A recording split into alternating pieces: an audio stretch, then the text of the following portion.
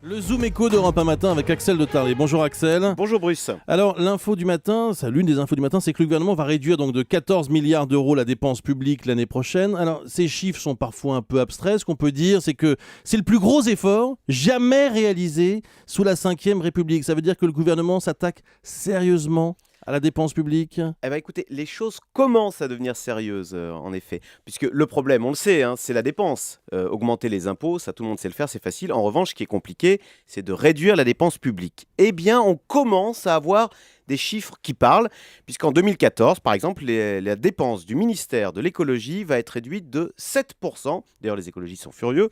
Ministère de l'agriculture, moins 5,4%. Ministère de l'économie, moins 6%. C'est quand même des chiffres importants.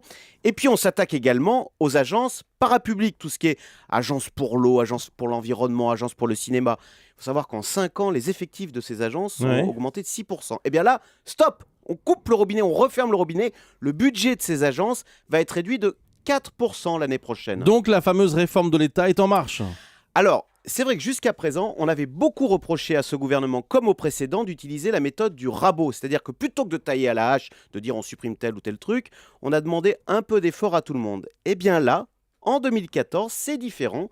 On voit le gouvernement a fait des vrais choix. Il a dit par exemple j'augmente le budget de l'éducation nationale ou de la justice. En revanche, d'autres ministères voient leur budget sérieusement raboté parce que quand vos crédits diminuent de 7%, eh bien vous êtes obligé de vous réorganiser, de travailler différemment. Donc en ce sens, on peut dire qu'on peut parler de réforme de l'État, même si, attention, on est très loin du compte.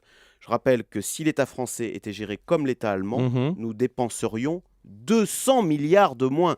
Donc on voit bien, là, réduire la dépense de 14 milliards, ça n'est malheureusement qu'un début. Et ça va continuer l'année prochaine? Bah voilà, exactement. Ouais. Et on est obligé, si on veut arriver à 3% de déficit en 2015, or on s'y est engagé, on est obligé de repasser, on sera obligé de repasser un gros coup de rabot en 2015.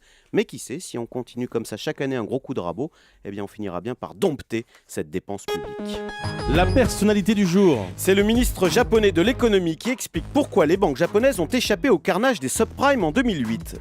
Réponse: parce que les Japonais parlent mal anglais. Allons bon. Véridique. Ouais. Les banques japonaises, explique-t-il, ne se sont pas jetées sur les subprimes, contrairement aux banques européennes, parce que les banquiers japonais, dit-il, comprennent à peine l'anglais. C'est pour ça qu'ils n'en ont pas acheté. Quel mauvais exemple malgré Eh tout. ben voilà, ne pas parler anglais. Merci beaucoup Axel de Tarlet.